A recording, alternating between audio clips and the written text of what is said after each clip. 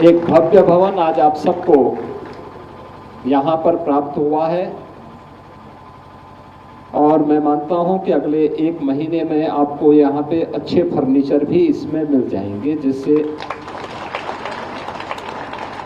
अन्य जो भी यहाँ की आवश्यकताएं होंगी उन सभी आवश्यकताओं की पूर्ति भी यहाँ पर मिलकर के इस ग्रामीण देवभूमि पर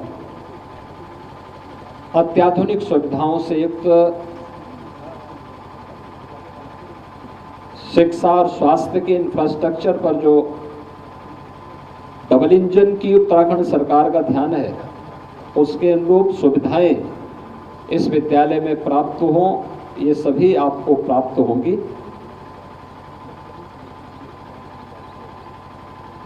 मुझे प्रसन्नता है कि उत्तराखंड अपनी स्थापना की रजत जयंती वर्ष को संपन्न करने के साथ ही अब विकास की एक नई ऊंचाइयों को प्राप्त कर रहा है और उन ऊंचाइयों को प्राप्त करते हुए महत्वपूर्ण विकास केवल एक तरफा नहीं है,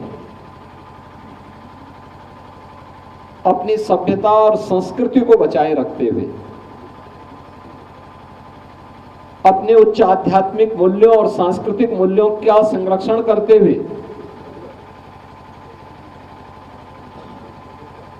जीवन के प्रत्येक क्षेत्र में विकास के नित्य नए आयाम आज यहां पर स्थापित हो रहे हैं।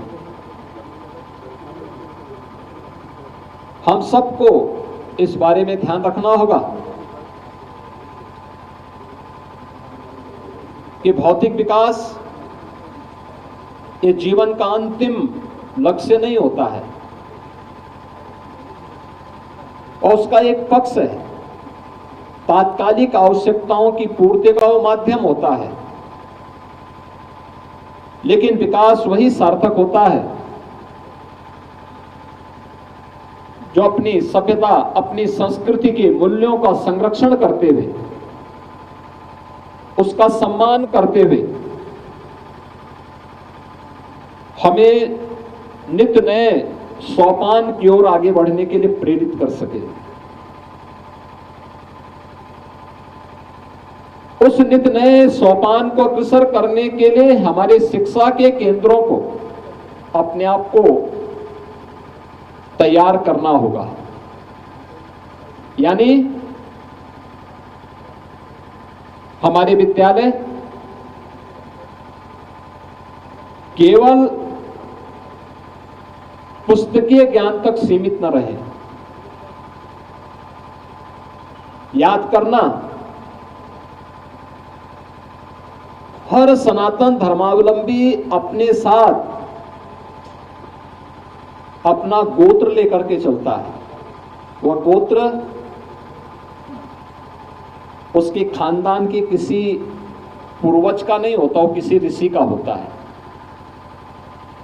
कोई अपने को भारद्वाज गोत्र का बोलता है, कोई गर्ग गोत्र का बोलता है, कोई किसी अन्य गोत्र के साथ वो अपने परंपरा को जोड़ता है।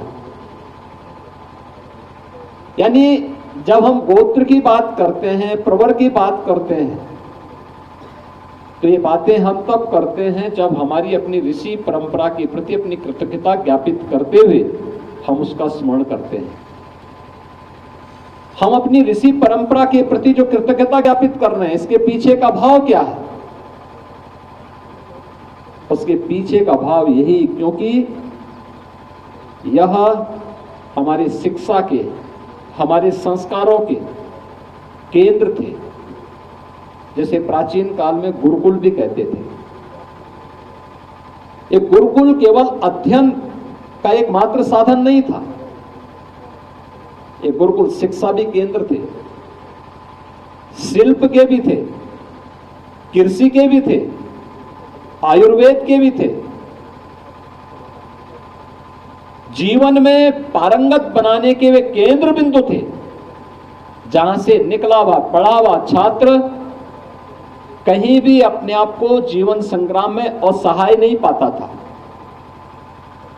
उसके लिए कोई कार्य छोटा नहीं था, उसके लिए कोई कार्य कठिन भी नहीं था। और जब भी किसी व्यक्ति के लिए कोई कार्य न छोटा होता है न चुनौतीपूर्ण होता है, तो उसको सफल होने में दुनिया की कोई ताकत रोक नहीं सकती है। याद रखना, जीवन में वही सफल हुआ है जिसने सदैव सकारात्मक भाव के साथ अपनी सीढ़ी चढ़ने का प्रयास स्वयं किया है, बैसाखी के भरोसे नहीं, अपने पुरुषार्थ से, अपने परिश्रम से, अपनी मेहनत से। और ये हमारा सौभाग्य है कि वर्तमान में भारत का नेतृत्व एक ऐसे राष्ट्र ऋषि श्री नरेंद्र मोदी जी के हाथों में है, जो भारत को विकास की नित नई ऊंचाइयों की ओर लेके जा रहे हैं। राष्ट्रीय शिक्षा नीति 2020 इसी ओर हम सबका ध्यान आकर्षित करती है, जहां पे है कि विद्यालय केवल पुस्तकीय ज्ञान तक सीमित नहीं रहेंगे, व्यवहारिक जानकारी भी उसको होनी चाहिए। और हम लोगों को उस ओर जाना होगा। हमारे विद्यालय में आखिर स्किल डेवलपमेंट के कार्य हो सकते हैं, और मुझे प्रसन्नता है उत्तराखंड सरकार ने उस दिशा में आगे कार्य बढ़ाया है। विद्यालय में स्किल लैब है, स्मार्ट क्लासेस है, डिजिटल लाइब्रेरी है।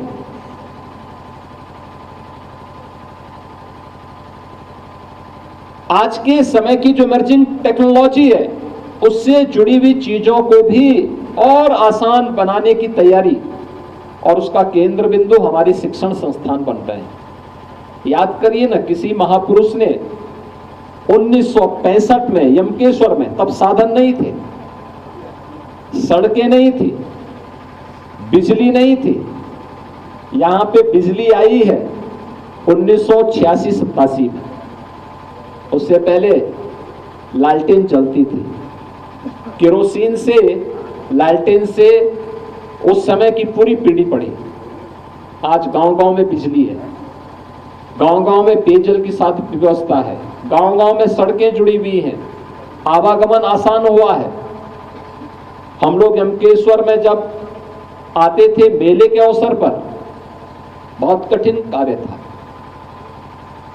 शिवरात्रि के अवसर पर यहां मेला लगता था, और मेले के अवसर पर नदी में पानी होता था, तब भी हजारों की संख्या में लोग यहाँ पे यमकेश्वर महादेव के मंदिर में आके के दर्शन करते थे, जल चढ़ाते थे, मेला में भ्रमण करते थे, और फिर आपस में मिलकर के वापस अपने घर जाते थे। पैदल ही जाते थे, पैदल ही आते थे, आवागमन के साधन नहीं थे। आज देखिए कितनी अच्छी कनेक्टिविटी हो गई, कितने अच्छे साधन हो गए।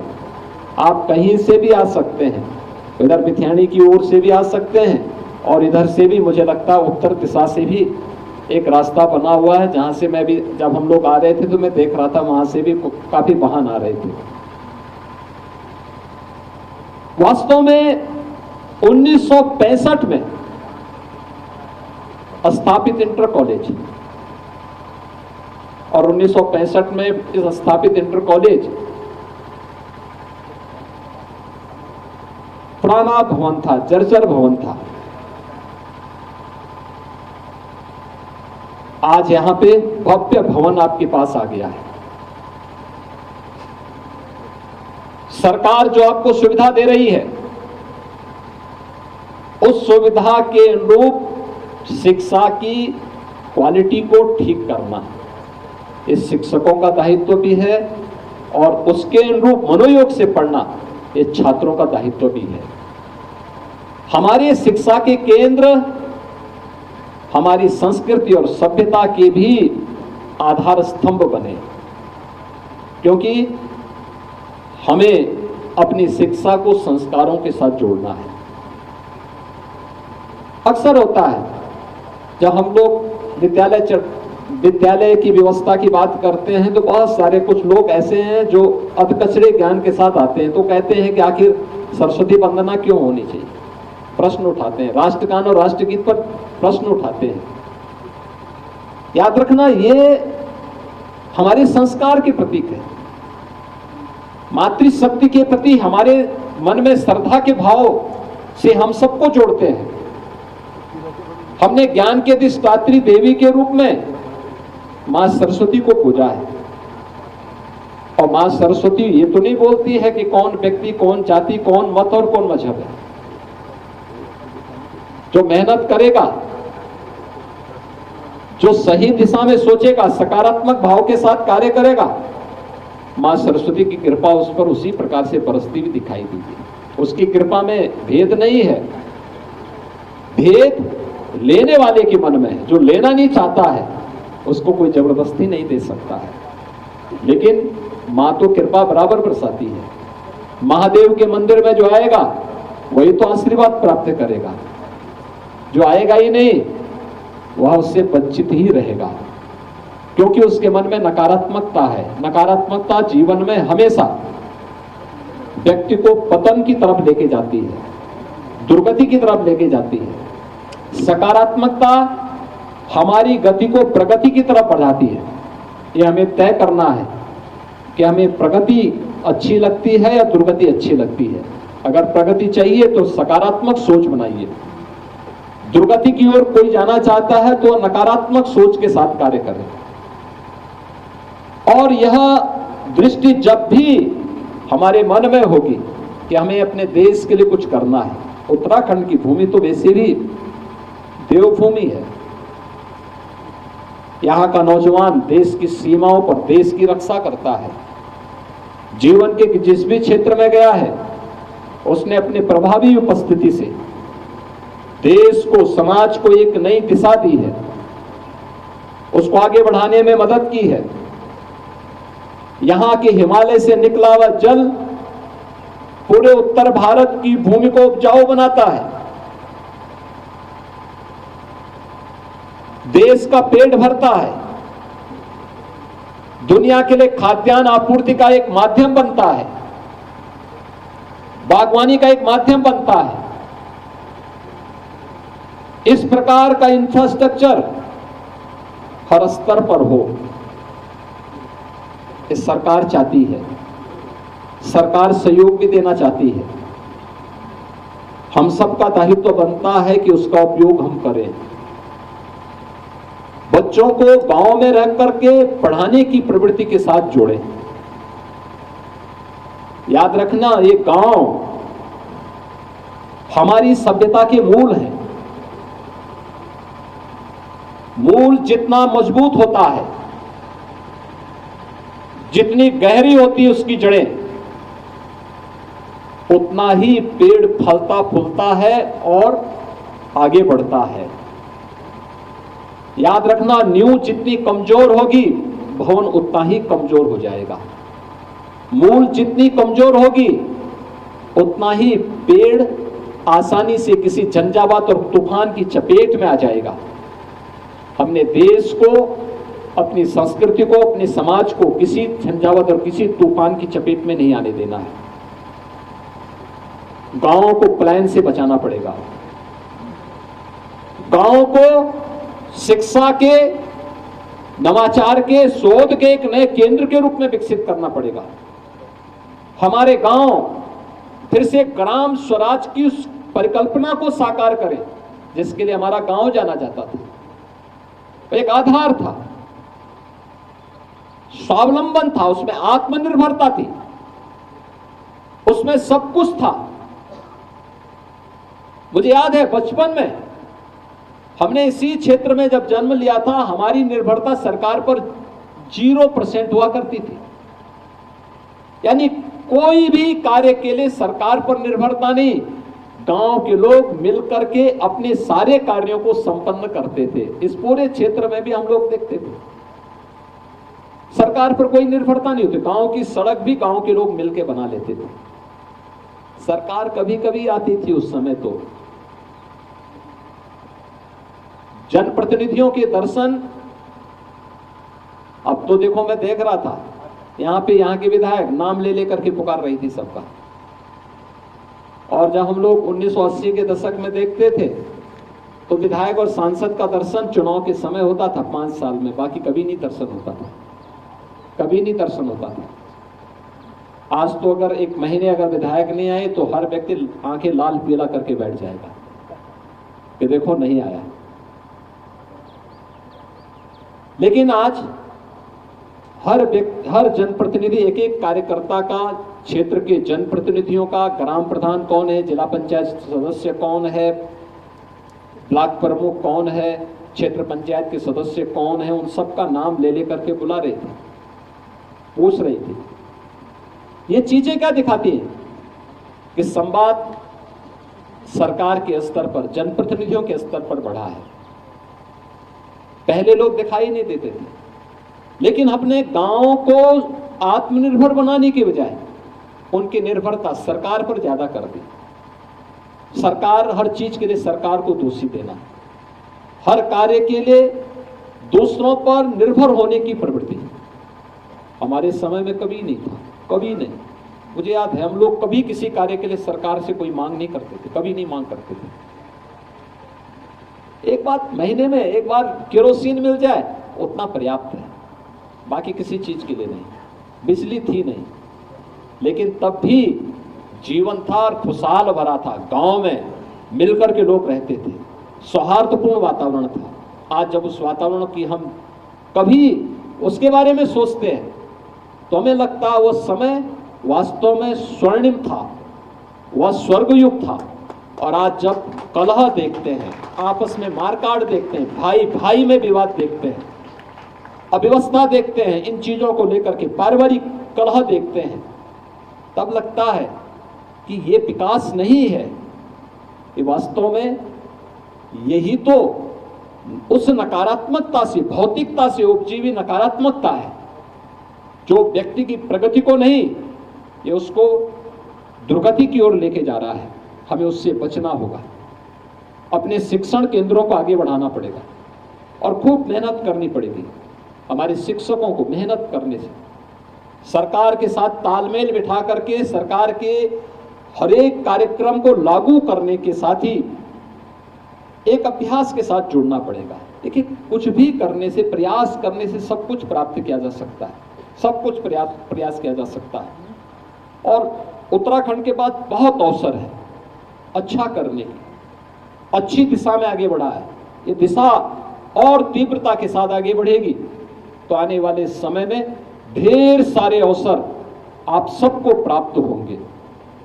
मुझे बहुत अच्छा लगा आज यहाँ पर विद्यालय के प्रधानाचार्य जी ने, यहाँ के शिक्षा मंत्री जी ने, इन सब की इच्छा थी कि यहाँ पर आकर के इस विद्यालय का लोकार्पण के कार्यक्रम में मुझे भी शामिल होने का अवसर प्राप्त हो। और मुझे इंटर कॉलेज में, वास्तव में मैं बहुत पहले आया था यहाँ पे एक बार, और मैं आया था, यहाँ पे मेला ही था, मेले के कार्यक्रम में मैं आया था। तो यहाँ पे कोई उस समय एक सांस्कृतिक कार्यक्रम था। सांस्कृतिक कार्यक्रम में कुछ गढ़वाली और कुमाऊनी गायक आए हुए थे, बहुत अच्छा गाना गा रहे थे। यहाँ पर इसी प्रांगण में उनका कार्यक्रम था। बहुत पहले की बात है, मुझे लगता है कि आज से लगभग 45 वर्ष पहले।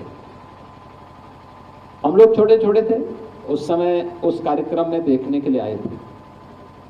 और भवन काफी जर्जर था, खपड़े का भवन था, टीन से छत बनी हुई थी। मुझे 2 वर्ष पहले प्रिंसिपल साहब जब मिल गए थे, मैंने उनसे पूछा, मैंने कहा क्या स्थिति है, भवन की क्या स्थिति है। उन्होंने कहा बाकी ठीक है। फिर मैंने आदमी भेजा, मैंने कहा भी जाके देखो, यहाँ पे कुछ कार्य होना चाहिए। और मैं धन्यवाद दूंगा आदित्य बिरला ग्रुप को, जब मैंने उनको कहा कि भाई आप लोग जाकर के वहाँ एक भवन बनवा दीजिए, बच्चों की अच्छी पढ़ाई के एक माध्यम बन सके, उत्तराखंड सरकार के साथ मिलकर के हम इस कार्य को आगे बढ़ा पाएंगे तो उन बच्चों का कल्याण हो पाएगा, अच्छा इंफ्रास्ट्रक्चर मिल जाएगा उनको। और एक समय सीमा के अंदर विद्यालय परिवार ने उस कार्य को आज पूरा किया है, आज इसका लोकार्पण भी हो गया है। अब इसमें और अच्छी शिक्षा मिले। यह संकल्प हमारा तभी पूरा होगा जब हम लोग अब प्रतिस्पर्धा के साथ बच्चों को जोड़ें।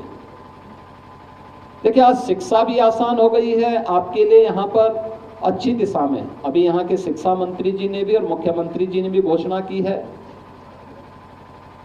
कि साइंस के लिए या अन्य विषयों के लिए सरकार के प्रांतीकरण की मांग जो है उसके लिए प्रबंध समिति अगर उनको दे देगी तो वो यहाँ पे उसकी मान्यता को बहाल कर देंगे, उस मान्यता को इसके साथ जोड़ देंगे।